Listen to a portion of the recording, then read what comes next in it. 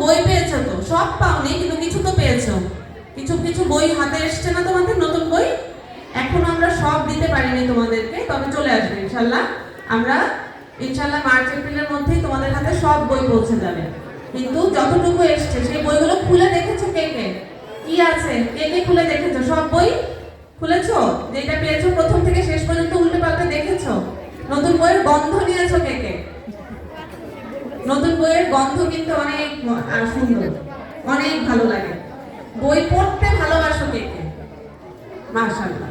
হ্যাঁ, শুধু স্কুলের বই না, স্কুলের বাইরেও এই যে বললাম জানার জন্য, শেখার জন্য অনেক বই পড়তে হবে।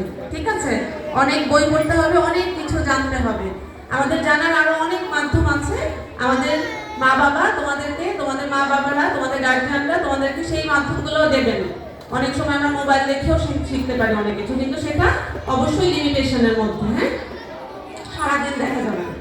ঠিক আছে, তো এই যে বিষয়গুলো আমাদের সবসময় জানার আগ্রহ থাকতে হবে। নিজেকে যদি আমি বদলাতে চাই তাহলে আমাকে জানতে হবে অনেক বেশি, সেজন্য প্রশ্ন করতে হবে অনেক বেশি। তারপরে কি? তারপরে হচ্ছে নিজের মধ্যে ভালো এবং মন্দ, ভালো এবং মন্দ মানে ভালো এবং খারাপ, এই দুইটার পার্থক্য করতে শিখতে হবে। কোন কাজটা ভালো, কোন অভ্যাসটা ভালো, কোন কথাটা ভালো, সেটা যেন আমরা বুঝতে পারি, এবং কোনটা খারাপ সেটাও যেন আমরা বুঝতে পারি। এবং কি করতে হবে? ভালোর সাথে থাকতে হবে, তাই না?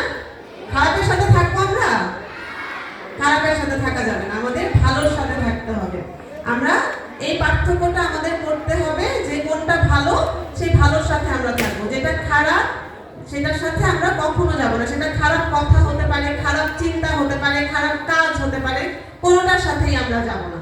তাহলেই আস্তে আস্তে নিজের মধ্যে পরিবর্তন আসবে, নিজেকে বদলানো যাবে। আর নিজেকে যদি বদলাতে পারি, এই প্রত্যেকটা বদলে যাওয়া মানুষ, এই যে এখানে তোমরা 243 জন আছো, ক্লাস 3, ক্লাস 6, ক্লাস 9, তাই না?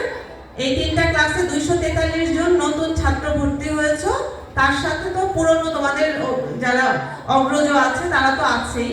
তো এই যে 243 জন, এই 243 জন যদি বদলে যায় তাহলে কিন্তু 243 জন নতুন মানুষ, যারা নাকি ভালোর সাথে থাকে, যারা নাকি প্রশ্ন করে, জানতে শেখে, এবং যারা নাকি নিজেকে বদলাতে চায়, এরকম বদলে যাওয়া 243 জন মানুষ আসলে দেশের সম্পদ হবে। 243টা সম্পদ। সম্পদ মানে কি? খুব মূল্যবান কিছু, তাই না? দেশের জন্য মূল্যবান কিছু মানে কি? দেশের জন্য মূল্যবান মানে তুমি দেশের জন্য উপকারী, দেশের মানুষের জন্য উপকারী, দেশের মানুষের জন্য কিছু করবার, তোমাকে দিয়ে দেশের মানুষের উপকার করা সম্ভব। তো সেরকম মানুষই তো দরকার দেশ বদলানোর জন্য, তাই না?